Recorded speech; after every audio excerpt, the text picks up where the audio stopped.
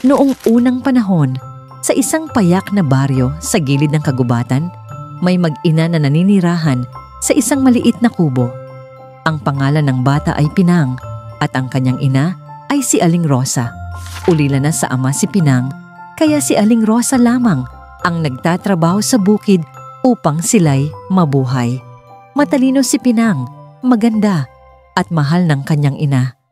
Ngunit sa kabila ng lahat, may isang ugali siyang hindi kanais-nais. Siya ay tamad. Ayaw niyang tumulong sa mga gawaing bahay. Sa tuwing uutusan siya ng ina, palagi niyang sagot, "Nay, pagod po ako. Nay, bukas na lang po. Nay, hindi ko alam kung paano." Isang araw, pagkagaling sa bukid, pagod na pagod si Aling Rosa.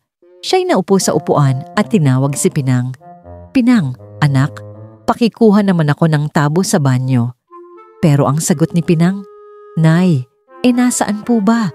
Hindi ko makita. Gamitin mo ang mga mata mo para hanapin." Sagot ng ina, medyo naiinis na. Pero umirap lang si Pinang at hindi kumilos. Pagkatapos ng ilang araw, muling nauutusan si Pinang. "Pinang, pakilinis naman ng mesa.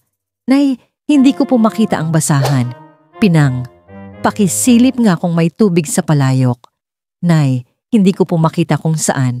At sa bawat utos, pare-pareho ang sagot ni Pinang. "Hindi ko po makita." Hanggang sa isang gabi, habang nagdarasal si Aling Rosa sa ilalim ng buwan, siya'y napabulalas. "Panginoon, bigyan niyo po ng leksyon ng anak kong ito. Laging sinasabi na hindi niya makita. Sana magkaroon siya ng maraming mata." Hindi niya akalaing may nakarinig sa kanyang dasal, ang diwata ng mga halaman na lihim na nagmamasid sa kanila.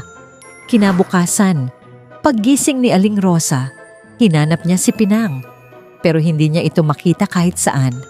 Tinawag niya sa paligid, "Pinang! Pinang, anak!" Ngunit tanging katahimikan lang ang bumalot sa kanilang bahay. Lumipas ang mga araw, linggo, buwan. Ngunit si Pinang ay hindi na muling nakita. Hanggang isang araw, habang nagwawalis si Aling Rosa sa likod ng bahay, may napansin siyang sangkakaibang halaman na tumubo roon. Mabangong mabango, matamis ang amoy, at may kakaibang hugis ang bunga. At ang mas kamangha-mangha, ang balat nito ay tila ba may maliliit na mata sa paligid. Anong klaseng halaman ito? Tanong ni Aling Rosa sa sarili. Pero habang pinagmamasdan niya ang prutas, parang may pamilyar na presensya, tila ba naroon si Pinang. Naisip niyang baka iyon ang bunga ng kanyang dasal at bunga rin ng katigasan ng ulo ng kanyang anak. Kaya't mula noon, tinawag niya ang halaman na iyon na pinya mula sa pangalan ni Pinang. At hanggang ngayon, ang prutas na pinya ay kilala sa buong mundo. Matamis, masarap, at nagpapaalala na gamitin ang mata, huwag ang bibig kapag naghahanap.